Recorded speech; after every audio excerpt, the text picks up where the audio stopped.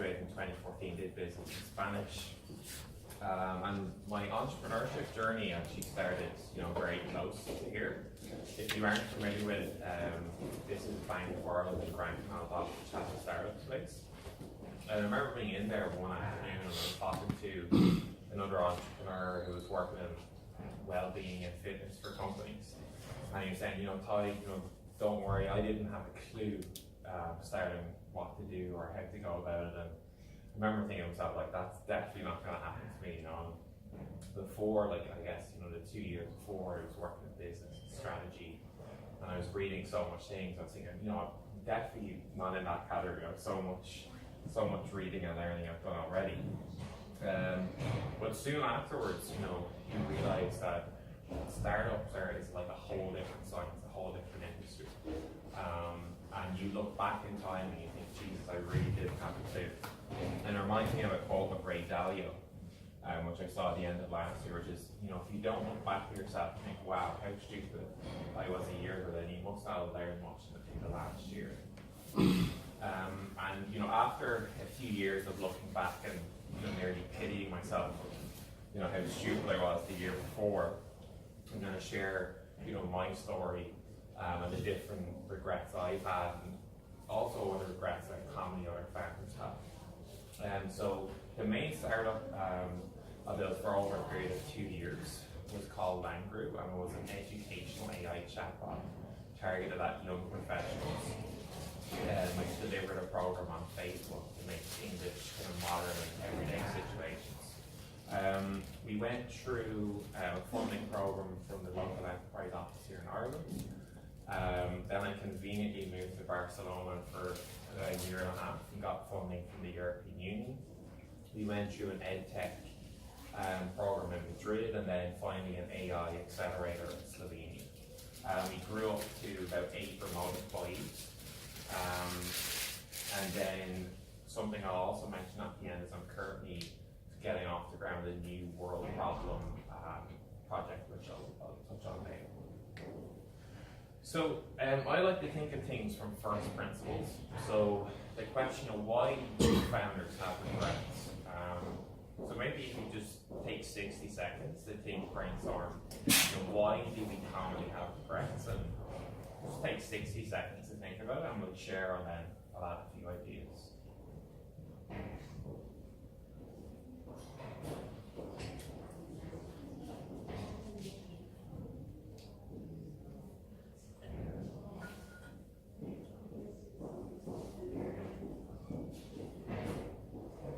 So in perspective of, why do nearly just every founder have regrets about what they do? So anyone want to add any ideas? Or? Missed opportunity. Okay. You don't take something that, like a chance at one point in time, you might not get it again. Right. It might have been a unique opportunity that you just didn't. Okay. Could that be, a particular opportunity within the product you're working on, or something different? Yeah, whether it's like expansion or like a new distributor or a new whatever, something that only really typically happens at a point in time that and a free funding opportunity, you missed the deadline by a day or something.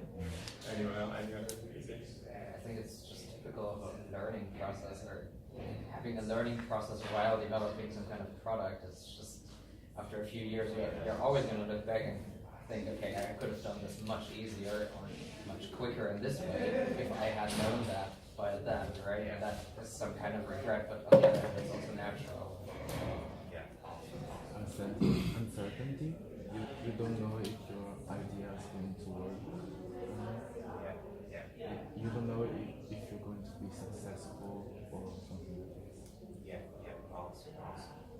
Communication problems, if there is more than one founder, like sometimes expectations not being really clear at the beginning to each other. Definitely. So it's this big, massive kind of elephant we're trying to tackle and learn and all that, etc. So just to add a few ideas and just, I guess, maybe touch on what you mentioned as well. I think a few reasons commonly have regrets is, we look at stories like the Mark Zuckerberg overnight success, and the media always portrays these, hero stories. We think it's easier than it actually is. You know, I can come in and become successful. So we underestimate the challenge. And linked to that is we can overestimate our own ability. So to give an example, Michael Jordan, probably the best basketball player of all time, said, like, I've mastered basketball, I'm going to go now and master baseball. And his first year of baseball, he had pretty much the worst batting statistics in the league. So if you think about if Michael Jordan, can take his success and replicate it in a year, what chance of someone who doesn't have experience of entrepreneurship? And that was certainly my case. I was in business and said, I've kind of mastered this, now I want to go in.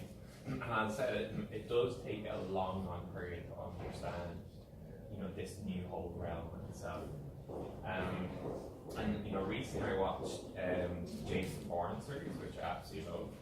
And in the first movie, he's like James Bond in a Mini Cooper running away from the police and going as fast as he can. And then as soon as we get into this, startup mode, it's like moves super fast. And obviously the social pressure, investor pressure, etc. So we feel like we don't have quite time and space to actually do it. We do it really fast.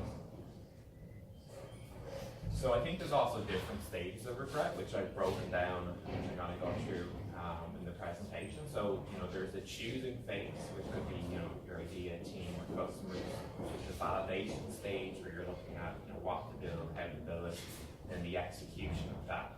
And then also a few notes on just the personal journey of the founder itself, and I think some common areas where we normally fall down on. So to start with, choosing the idea, something which I'm really passionate about, because I'm kind of normally a creative person with lots of ideas. And on many of examples, I've heard founders, and I was over in London towards the end of last year at the Google campus for startups, and we're in a situation where everyone was introducing themselves, and there was a young guy there saying, I've got this idea, I was playing video games with my buddy one Friday night, blah, blah, and I just got this idea, and here I am, blah, blah. And I was thinking, wow, if we really can pick some ideas which are just so random, arbitrary, and some other, not all, but some other kind of examples where people say why I work on something is, I just had this idea, or I want to make money, or I spotted this gap in the market, etc. And something, that I've very much realized, and I'll touch on a bit later as well, it's just because you come up with an idea doesn't make it necessarily a good startup or a good career choice. Some people, they may see something in society and they feel like, oh my god, I have to run with this. But you do need to kind of step carefully in what you jump into. And as I said, many people, they have that initial maybe excitement and rush into something.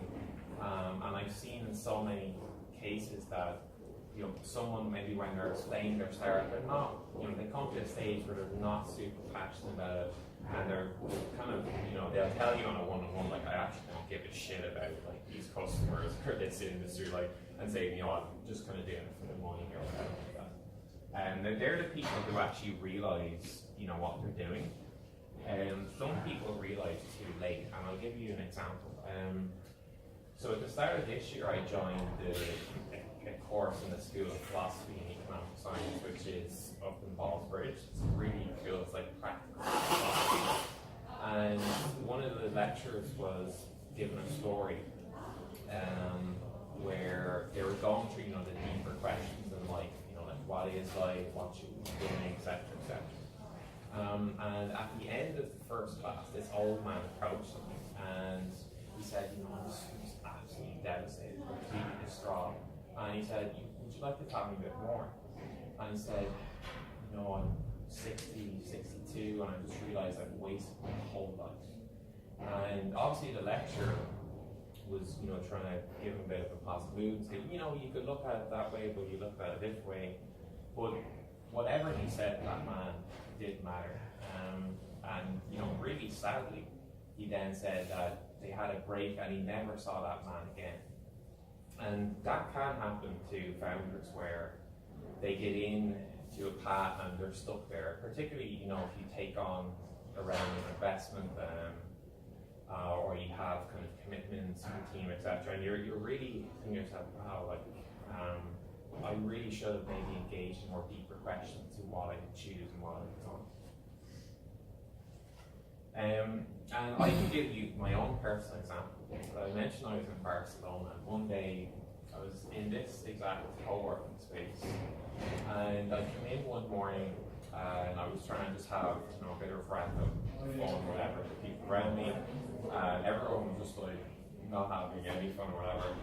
And there was normal wave of digital nomads coming in. So digital nomads are entrepreneurs who live from anywhere. And again, I was trying to have a bit of conversation going, and I'm like, we're living the dream like out in Barcelona, independent, location independent, etc. But people are coming in and they're just literally walking in with their headphones, sitting down, laptop all day, and go home. And people are they're normally not working on really exciting startups, but maybe like consulting work, etc.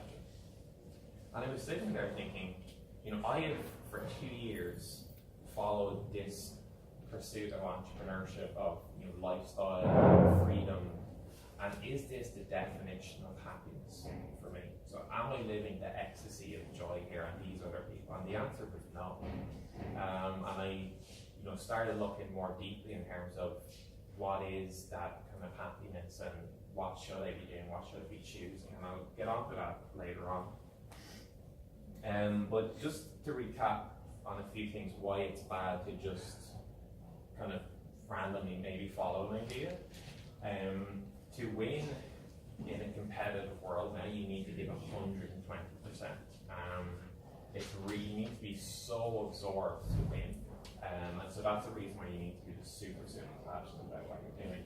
Another thing which you won't really hear of, but it's a really important point, it's hard to attract people. So if you're going out trying to find a good CTO, and they normally want to work on really exciting projects. So unless you can go to them and say, this is a really, really cool thing, this is a big opportunity, it's really important, as opposed to like, I started this, may make some money. It's really, really difficult. And that's becoming more and more so.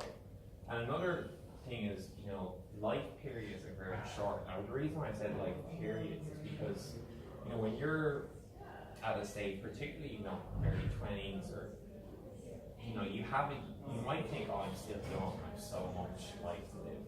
But you actually have a really small window to maybe, succeed or fail with, 2 or 3 products or something. Yeah. Like, what's your thoughts on then, someone like Paul Graham saying that he doesn't like young entrepreneurs? Yeah, I guess it seems to be the case, even if you take the local example of NDRC, they normally always fund older entrepreneurs. It just seems that like the rationale is don't start unless you have a unique advantage, uniquely positioned, uniquely capable of delivering that. So, I think it is a generally accepted thing that young entrepreneurs, like, if they're not accessible, it's a really like unique brand thing, like they're a unicorn type of thing. So, it's not that they can't build something, but it's just a lot less unlikely.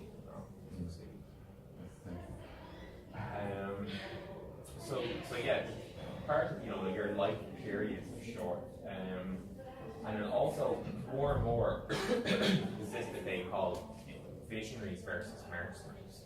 So one thing to keep in mind through your startup programs is that a lot of startup programs push you towards the mercenary methodology, right? Which is, here's a lean process, follow this, boom, boom, boom, like follow like what's going to make you money, what does the customer want. Now, you might have started with this vision, but you've now ended up in this mercenary diluted thing, which will make you money, but you're like, am I actually really passionate about this? So you're better to lead with the vision, and then if the vision isn't like economical, then just stop it, unless you're super passionate about it. And then investors have said they want to see like that you're a visionary. So what's your vision for the world, as opposed to, I'm just making this work. Another thing related to the top is that at the moment, like, all marketplaces are so crowded. So, although you might have this idea, like, there's maybe so many other things, so it just takes so much effort to get something to work. So let's see if this video. Is the internet hooked up here? Yeah, we have a link in the show. Yeah, that's no problem. Oh, there we go. So here's just a quick reminder of Steve Jobs talking about why it's super important. People say you have to have a lot of passion for what you're doing, and it's totally true. And the reason is because it's so hard that if you don't, any rational person would give up. It's really hard, and you have to do it over a sustained period of time. So if you don't love it, if you're not having fun doing it, and you don't really love it, you're going to give up. And that's what happens to most people, actually. If you really look at the ones that ended up being successful, unquote, in the eyes of society, and the ones that didn't, oftentimes it's the ones that are successful love what they did so they could persevere when it got really tough. And the ones that didn't love it quit because they're sane, right? Who would want to do this stuff if you don't love it? So it's a lot of hard work, and it's a lot of worrying constantly. And if you don't love it, you're going to fail. So you got to love it. You got to have passion. We had absolutely no idea. Okay, so now another quote, I couldn't actually identify who said it, but a startup isn't something you do, it should be something which defines you. Now, to just make a quick distinction, this is talking about a startup, like something you get fully engaged in, not a side project or a passion project, which is good to make build your skills. So this guy, this is like this Indian guru thing, or guy, which I love because I always thought I'm never going to be able to become famous with a name like Tadhg. But this guy is super famous, and he has pretty much the same as mine, but with an S. And he says, have a vision instead of a desire. A desire is a personal goal. A vision is something collective. And again, I think if the majority of entrepreneurs who go to etc., if they ask this question, does the world really need this, or is this just another needless version of X? They would probably, look at themselves differently. So as I said, I went through this period where I was looking, really kind of from a regret perspective. What should we be doing with ourselves? How should we be choosing what to do? And to answer that in a kind of reflective way, I was very much thinking deep in this question: what makes for a life worth living? So imagine you're on your deathbed and you're looking back and you're thinking, did I live a life which was worth living? So maybe just take 60 seconds to think about that. For you personally, if you're looking back at your life and your deathbed, what would you say was a life worth living in? We'll just share some ideas.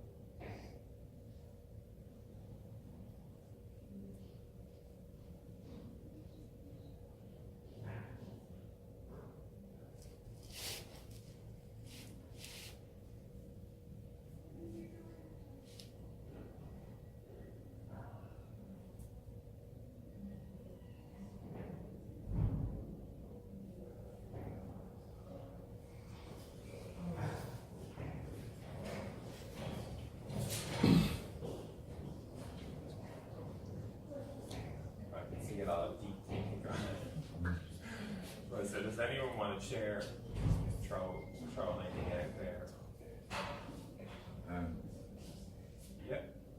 Yeah, helping someone understand that their life is worth living. Okay. And what would you visualize when you think of that? So it's kind of like when someone gets overwhelmed with something or feels like they can't get past it, like to help them understand that maybe their approach doesn't suit them and give them alternative, maybe something you've experienced, maybe something a friend, kind of like help them find the path instead of kind of thinking it's a dead end. Yeah, great, okay, awesome. Just in life where you have meaningful accomplishments, whatever. Okay, that's a good general kind of catch-all. I was like, well, yeah. Just a general happiness. Okay, so achieving general happiness. Yeah. Just having the feeling of having had some kind of positive impact, for instance, on collective knowledge or society in some way, having the feeling to have something. Any other? Maybe like creating social impact for the others. Because when I think, like, I just remember what I've done with the social enterprises or NGOs, not the one of something directly related to money. Right, brilliant. And so you said you did some work, did you, with NGOs? Yeah, I What was worked that? for some NGOs. There were some different projects I worked for. Some of them we were working for the abused children for their post-process. And I work for the children. I specifically work for children. And now at the moment I'm the volunteer. I'm part of the team for social enterprise. We are working for the children who had to live in prison from Turkey. So we have 700 children between under 6-year-old in prison. Now we are working for them to do something, to create something for their lives, to do something to change their lives. Under 6, we have 700 children in prison at the moment. Great, and I can see you're really passionate for that, so that's... Yeah, thanks for any sharing. project with children. Yeah, okay, great. So yeah, I guess, my own reflection on it was, if you think of the question, what is life? Why are we here? Why is there something rather than nothing? Obviously, there's some explanations you can give there, but at the end of the day, when you really bring it down to why is there something rather than nothing, it's really hard to explain. So it's kind of like we are living this magical game. And for me, my reflection was, if I was looking back, I would say, we're a bunch of people in this magical game. How can I make the game better and fairer for everyone else? So how could I solve, world problem? And two, related to that is, how could I, advance a collective knowledge of the world, which kind of helps us with the first point. And three, just biases, I think, if we were looking at that question and looking back and having regrets, these are kind of some biases which we would say, I didn't live a life worth living. And that's, if you lived a life by your ego, so, following, money, say, following, your Instagram followers, your whole, social conditioning. So, you grew up and you just completely accepted the norms of it. You followed the path, you didn't question it. Or biological influences, you're out partying all the time, living short term, etc. And I, over the last kind of maybe 5 months or so, was really thinking more, as I said, how should we choose to do what we do? And personally, I found this pyramid useful, which is, at the very bottom is, how do we make the whole game last, this game of life? So how do we make it sustainable? And then there's some other things, peace on earth, health. And at the very top, which is interesting, is optimization. And nearly everything we do is optimization. So nearly every startup we think of is at the optimization category. And in society, we've so unbalanced ourselves at this top that the bottom is actually under threat. So there's some, few ideas around choosing an idea, and then moving on to team.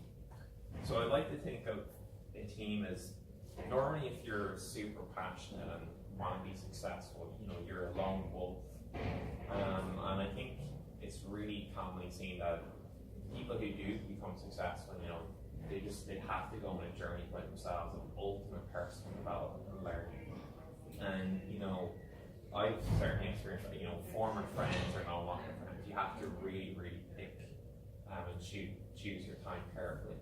And it's like, you know, walking out to the desert and you're trying to find other people to find you or join your team. And you find, you know, like this other guy in the desert and you're like, oh, I'm working on this idea. It's like, are you a programmer? It's like, yeah. It's like, oh, amazing. Are you interested in this idea? Yeah, oh, amazing. And like, you know, it's like, oh, we found each other. And it's like a quick wedding in that space. Let's get married, let's do this, boom, boom. And you know, soon you realize on a long-term scale that you know you spend more time with these people that you just married like instantaneously than your whole family or all your friends. And I think you know what I like to think when I think of startup teams. You know, if you ask any experienced investor, anyone in entrepreneurship, you say what's the number one biggest thing for success? It's always team, always. And it's so under neglected. And if you look at all books on startups, you can barely find, you know, a book on, say, for example, the psychology of a good team or success factors, etc. So much just like never talked about. And I like to think of it, you know, if you think of all the music bands in the world, what are the chances of the Beatles, like 4 guys in Liverpool, coming together and you know creating history, creating something super successful? And that's the sad reality kind of that your success is dependent on you know finding these other people. Tadhg, yeah. Just on that Beatles point, but there's another part to that story where it's actually there was a 5th Beatle, and this is where when I came across it, I personally found it interesting. But based on like the 4 and then him, they kicked him out, but then he had a better family life than they did. So it's like the team, but then is there toxicity once you create a team that you might even push each other? You might create this product, but then there might be a setback in your own personal life in the long run. I think that's a really good point, because if you think of the Beatles again, like they all ended up hating each other and falling out. So it's so difficult to, you know, normally it's just like, oh, you do, because like your choices, you've so few choices. So the chances of you like long term staying together and that's so slim. So totally like, and what also happens is people, it's the same with a partner, you know, in a relationship. You can develop at different rates, say like neuroplasticity.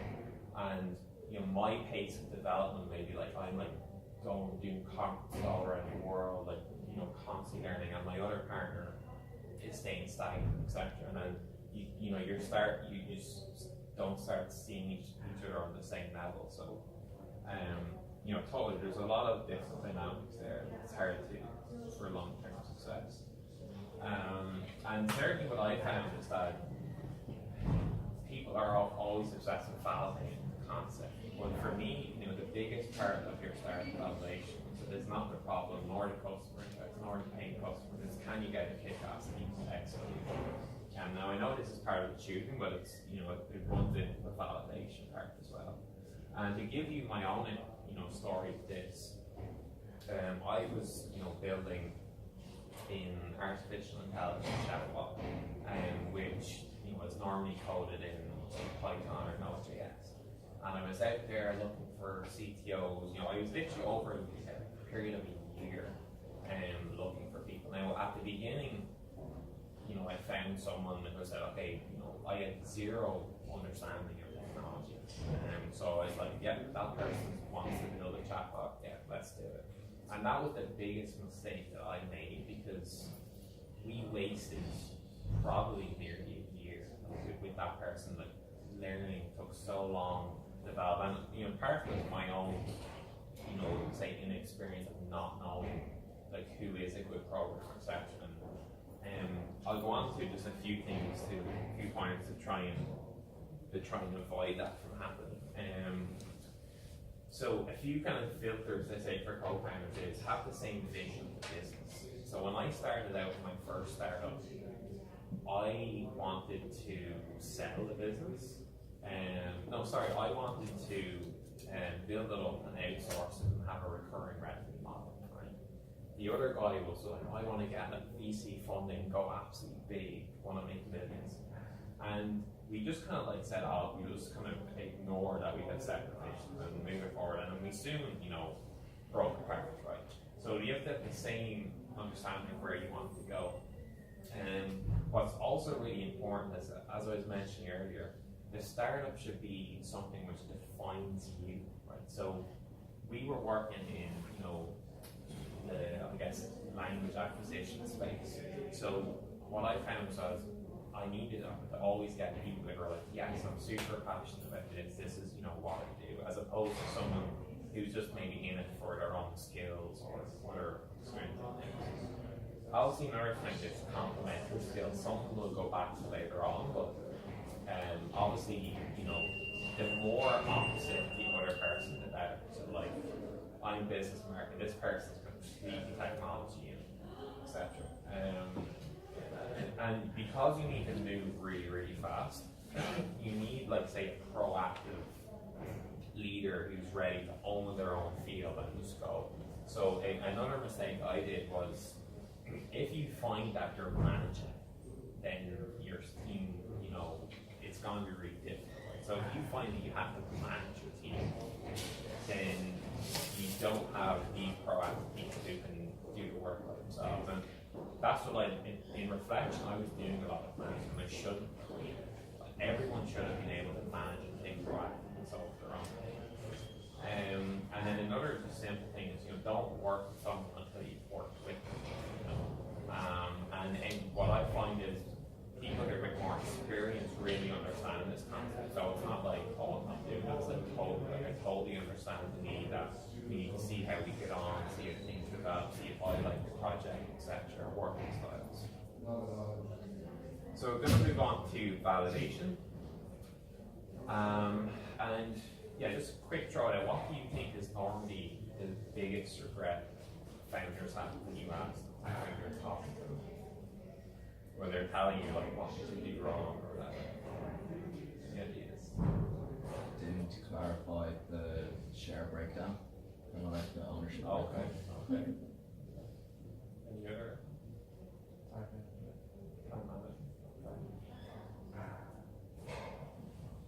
Right. So from speaking, you know, to so many people, it's not speaking to customers. You know, so many times that, you know, people say, oh, we're building something for 2 years, man, and never spoke to customers and blah, blah, wait, blah, blah. And we, in a way, fell into this trap. We, you know, interviewed people just on their problems, like we totally know what the problem is. And then we had this like grand vision of the future of education is one where artificial intelligent robots are going to be teaching people more effectively, more personalized, and having real people. So we're just held on this is the future. Someone's going to build it. This is going to be us. So we went in, we started, you know, experimenting with chat capabilities, and then we started to get people to use it. And lo and behold, people were not ready for, you know, AI chat. This just wasn't the right kind of time, or they weren't open to a sense of like this kind of cold robot feature. So, you know, we learned, you know, after a long period of building things that you can't replace like the biological need as a kind of social factor, etc. You know, and obviously part of the reason why, you know, people don't interview because, you know, they want to kind of avoid hearing what they don't want to hear, and it's kind of like a fearful thing. And you know, that's just the way it is. And I find like if you're super passionate this difference in the world, you'll probably get over that and you'll be just like, I'm totally want to serve these people. So it's less of a fear thing. So a couple of tips to avoid waste kind of building, especially for technical people, validate your solution. Like never build code unless, you know, Derek Sivers mentioned, like, don't build something unless someone asks you for it, you know. And that's what we should have done. We only looked at the problem. We should be like, you know, if we build X, Y, will you actually use it? And then yeah, so they're like, okay, they actually want this. And another thing is build a minimum viable community instead of MVP. So There's this, like Steve Blank has talked about this recently, which is before like MVP was the thing, but now the new kind of step in startup thinking is co-creation, right? So get a minimum viable community and actually build it with them. So we'll move on to execution. And another thing which you find a lot of early startup founders, yeah, sorry. Oh, sorry, I was just going to ask in terms of building that community, do you have any like recommendations from a software perspective, or even just like, instead of the MVP, but how do you go about approaching that if you've got something that, for example, people don't know that they want, or that, like how do you validate something that it's the only way you can validate it is to get people to understand it by using it. Okay, and are you building something particular? Would you use this example? Well, I sort of had an idea, but it wasn't. Yeah, I don't know how I validate it unless I actually had it. It's a marketplace platform, but instead of like it's not something that would be easily kind of value would be easy to communicate, or it's for an audience that wouldn't necessarily understand it unless they using it like on a day-to-day basis. Okay. So let's use Airbnb as a marketplace example. So what you would originally try to do, I guess, is where are these people initially hanging out? So, they obviously found people on Craigslist. Today, ideally, like if you could go to like meetup or something like physical, and I think which is something which is really powerful, which would be underused as founders, is literally go to people and say, listen, I'm passionate about this area, I'm dedicating my life to solving this problem. So I'm actually going to create a personal tailored solution for you for free if you work with this. So trying to connect with one person. Obviously, physically is better. Like if it's online and through Facebook or something, trying to set up Skype call, and then try and create like a WhatsApp group or Facebook Messenger group. So say you have that part of the community, and then you find the other one. So one way would be to approach them directly, and then ideally you do want to validate the problem. So which I'll touch on later. It's kind of like there's so many. Well, just related to this point is founders think like I'll give you every feature you want. So they're like, oh, we're gonna do AI here, we're gonna do blockchain here, blah blah. We're gonna pay your bills and send notifications to your parents, blah blah. But you really just do not have the ability to do that, and it takes so long to optimize just one problem. So you would try and find really dig deep like if we just solve one thing for you, what would it be? And then say, are you willing to actually pay money? Are you already paying money in that solution or something on it? Now that would be one way. Another way would be to create value online. So if you take Product Hunt and Ryan Hoover, the founder of Product Hunt, what he did was he started by setting up so Product Hunt, for anyone who doesn't know, it's just like an online directory of all new exciting products and startups, etc. So he just started with a newsletter and building it. So you could do it that way, whereas you're giving value online, bringing people together, and then you try and solve the next thing.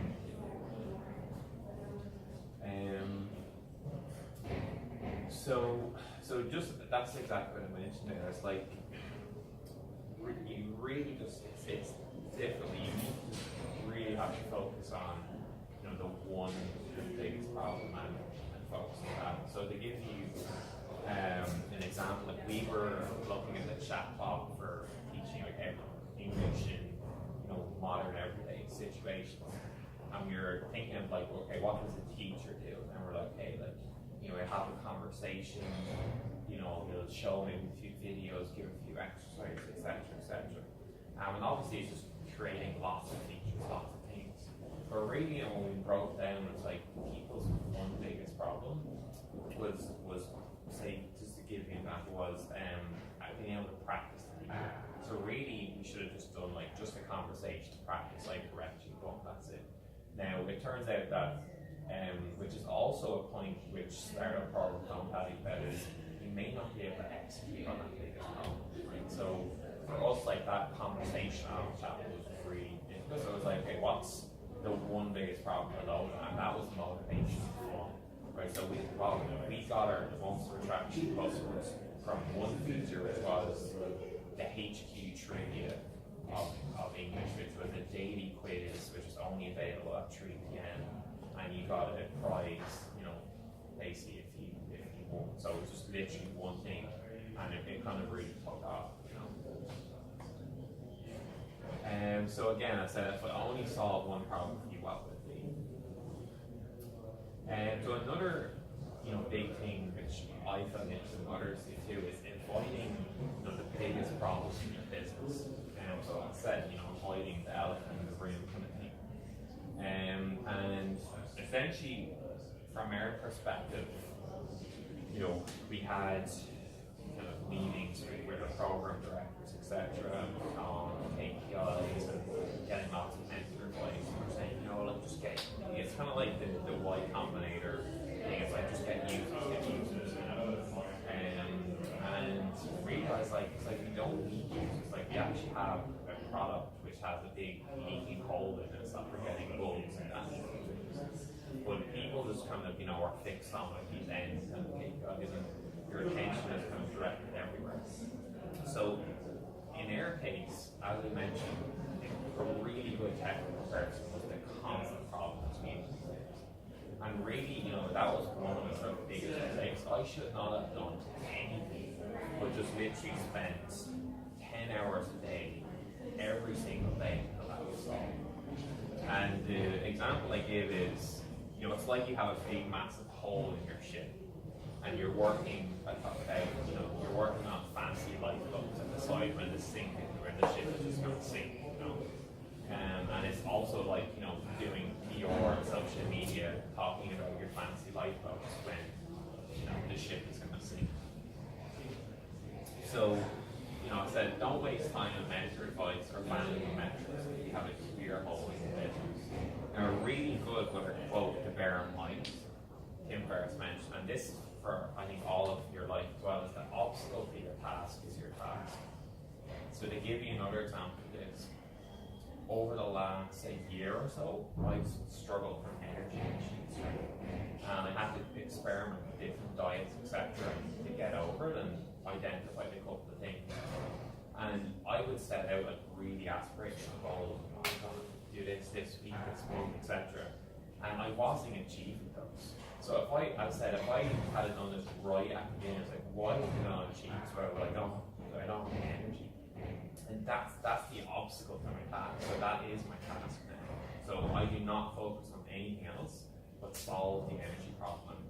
So Tim Ferriss, like I mentioned, as what's the one task which will multiply and make everything else easier, And I said in our case was, if we got a good CTO, all of these symptom issues would radically improve. Another really, really important insight to share with you guys is, I was thinking back to myself, how did we, not get the problem? How did we not get there? And particularly with a lot of founders as well, like, why did a majority of them fail? And to give you an example, which I think many people find, is I mentioned earlier about we had this great vision of education and an artificial intelligent robots are going to be the future. And we actually started from looking at WeChat in China and seeing the trend towards people consuming services in one master platform. And we saw that Facebook was copying that model and really allowing people to build chatbots in the system. So we're like, the future is definitely one. We can see it recently how there's so much more services like television, etc., combining into these master platforms. And it makes sense, it's more convenient, there's no friction changing platform. So we were sure, we have this insight that this is the future of how we consume services, and AI education is going to be it.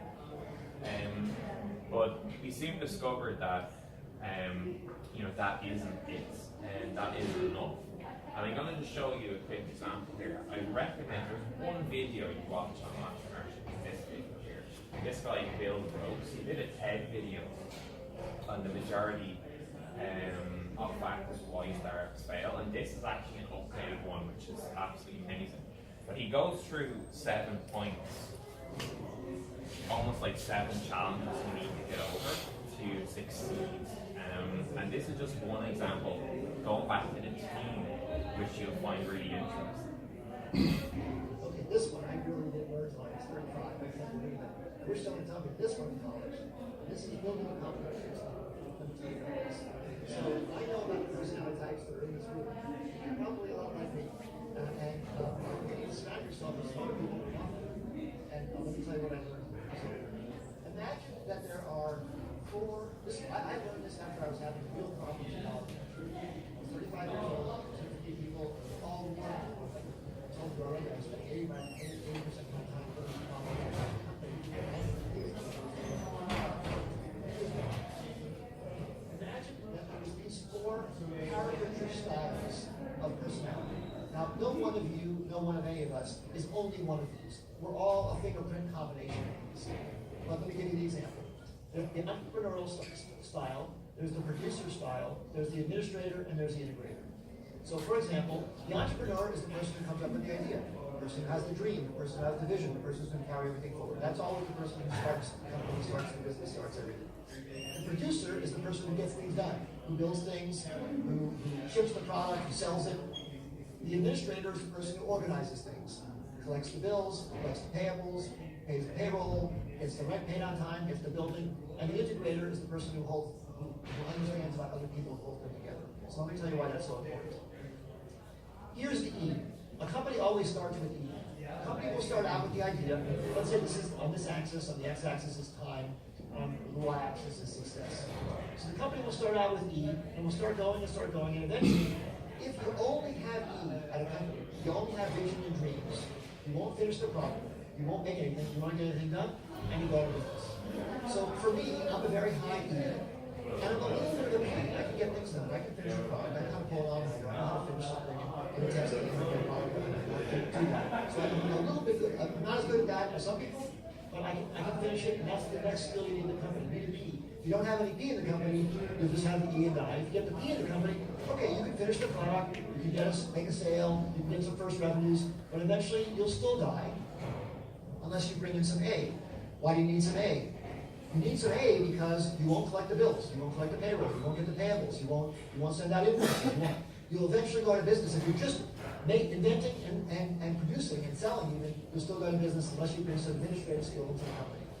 And then eventually, even with A, you'll eventually fail if you don't bring some I in the company, and the I is the integrator that solves all the issues between these, because basically, in the extreme, all of these people hate each other's guts. In the extreme. So you can see here that, going back to that fundamental question, why the majority of startups fail, I think more so at the execution stage, it's this idea that, we've already figured out, problem, customers, we already have what it appears to be a really good team, good metrics, but there's constantly the next challenge, the next hurdle to overcome. And as you can see, unless you get all the 7 areas mentioned in his presentation, these 4 elements of the team are from scratch. And as I said, I really recommend checking out Bill Gross and just put hack a day when you'll find the top. So as I said, the best way to visualize this is it's like being in a hurdle race where you're constantly having to jump the next. So a couple of last points on the personal journey of the founder themselves. So to give you an example, Rob's going to enjoy this one here. I was living in Barcelona, which is crazy. I was so much partying going on. And I was over there and I was convinced I'm going to go out and get these treatments. There's just so much chaos we need to live like. But for the majority of the time, what I actually did was this, working away, you know, through some digital nomads anyway, trying to get things done. And when you're in that state of startups, it's like, oh, I just need to get over this goal, and I'm really on deadline for it, etc. And you put your life off, and you're constantly thinking, oh, like, if I get this done, when I get this done, then I'll start living.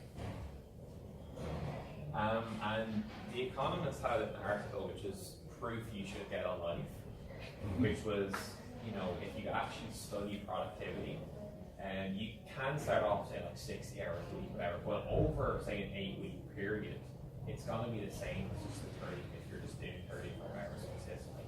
And I recently, you know, heard on a podcast that saying that we all do want to work more. It's so interesting, it's so intrinsically enough or motivating that we would like to work more on our startups, but it's more productive if you actually withhold that temptation and take a break and accept it.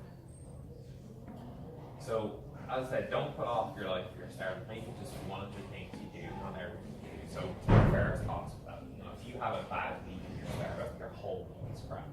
But if you have a couple of extra other passions, you know, say you're going to the gym or doing sports, out, at least that's cool. If that's good, you know, have an okay week overall. And again, taking time off is productive.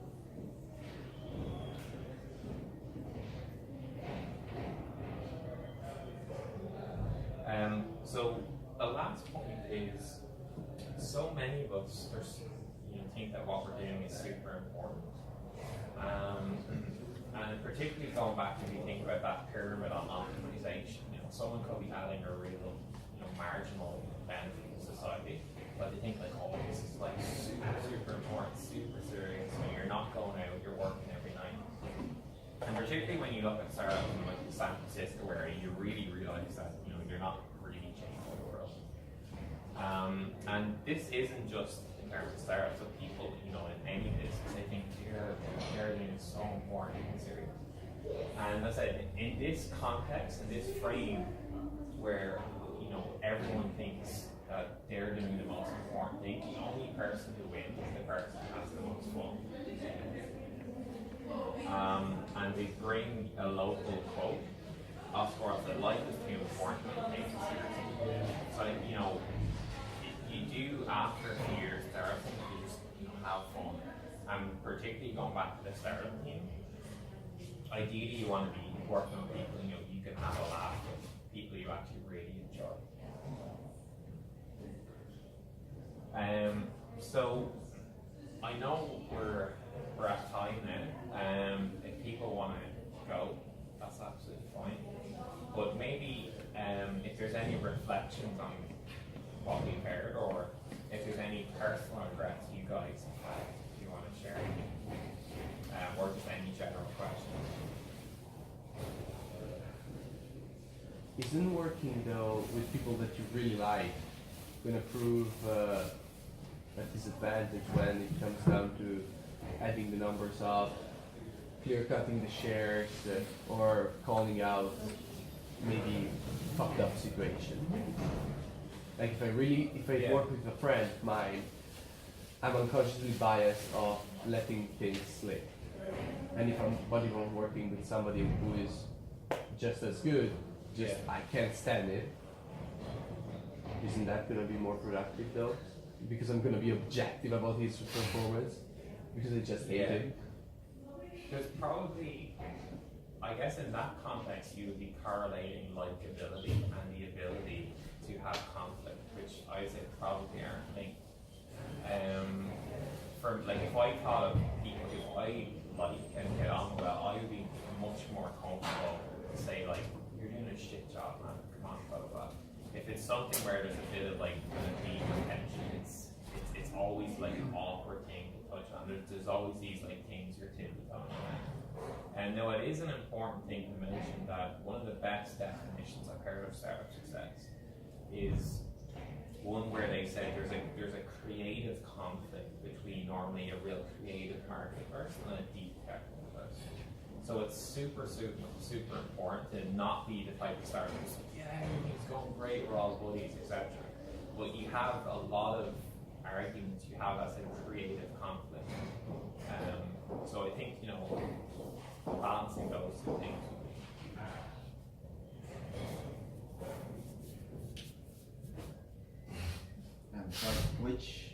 So everybody kind of like goes for a different industry. You went for education. Which incumbent industry do you think is kind of like the most in need of a disruptor and kind of like the hardest to disrupt? I knew this question was coming.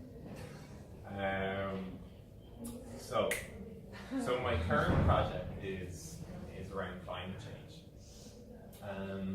I said when you go back to that pyramid, plant sustainability that belongs really under threat.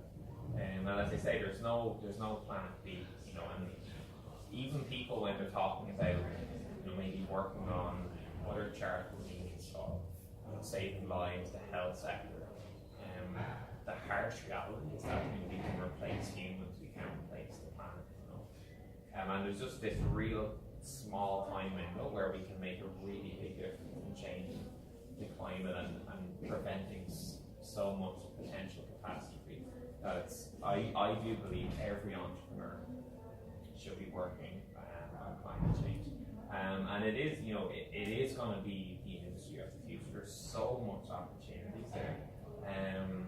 When you take what needs to happen is a radical transformation in the economy. It's economy like 2.0, if you want to call it, the fossil fuel economy. If we will change the question when. There's going to be a whole new economy now, economy like 3.0, the green economy. And what's super, super amazing, I think, for our generation now is that we're at a stage where we can build that new future.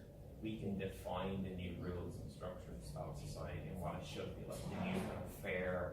There's definitely a really big movement now, just system change, system thinking. And my startup, is based on the reality that in Ireland in particular, over 75% of people see climate change as a really big problem. Even over 70% are willing to pay extra taxes on activities which hurt the environment. But the reality is that we just have nothing to support. We don't know what to do. So it's like, how can we take advantage of that and get people to support something? So what we're doing is bringing experts together to agree on top maximum 20 policies the government can actually implement and build viral social support around it. So what's really interesting about these spaces is that entrepreneurs can add so much value, and particularly in climate change, we have this idea that scientists and academia are going to get us out of it, and they're not. They're the worst problem solvers we could ever imagine.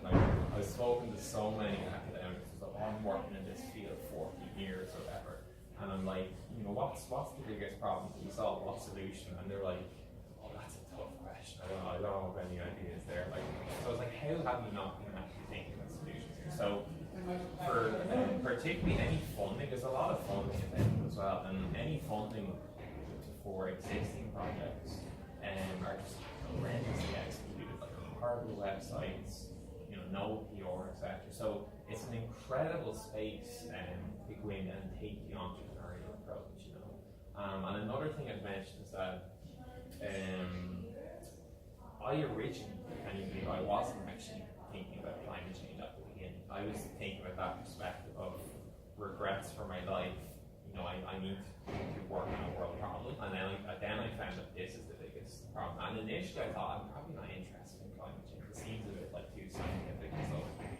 But I do believe once you dig deeper into that place of servitude and offering value to the world, and you read more, you get really absorbed and become super passionate with it. So even though it might not seem something at the beginning, you need to give it a certain amount of hours of reading to see if you like it or not. So I'll just cut to the last. And if anyone wants to follow up, there's my email, Twitter, and I do honestly know how difficult it is, to become a successful founder. You are a lone wolf if you want to become successful. So I'd be more than happy to help you guys on an events that you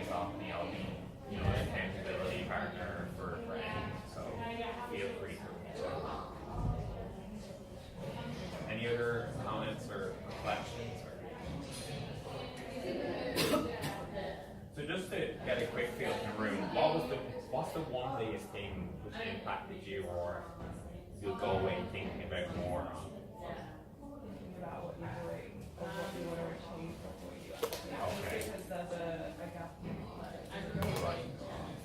Okay. Awesome. Okay. Just find someone who's going to do the job. You gotta find someone who's connected. Okay. Awesome. Doing the task that's at your forefront. So Right. So the obstacle to your Yeah. task is your task. Yeah. Awesome. Community idea. Okay. Approaching things. Yeah. Great. It's interesting how everyone takes something different. What about yourself? I like the part where you were talking about finding your co-founders and the problems that you face with them. Yeah.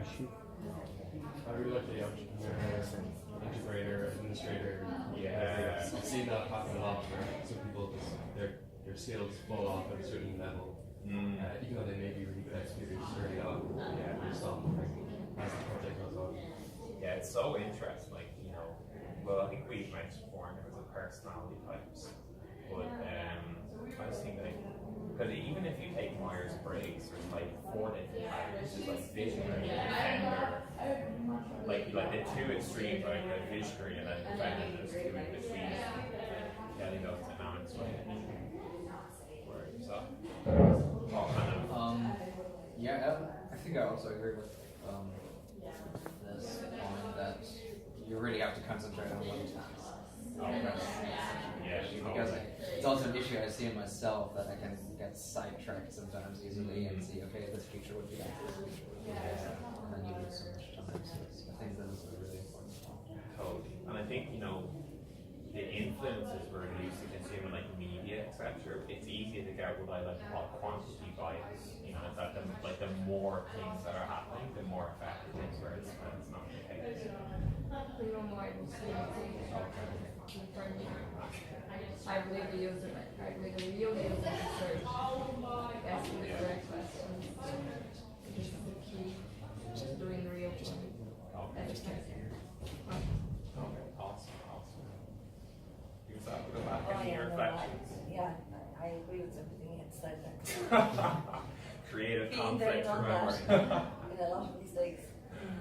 Guys, any other reflections or still out for you? I don't have many regrets.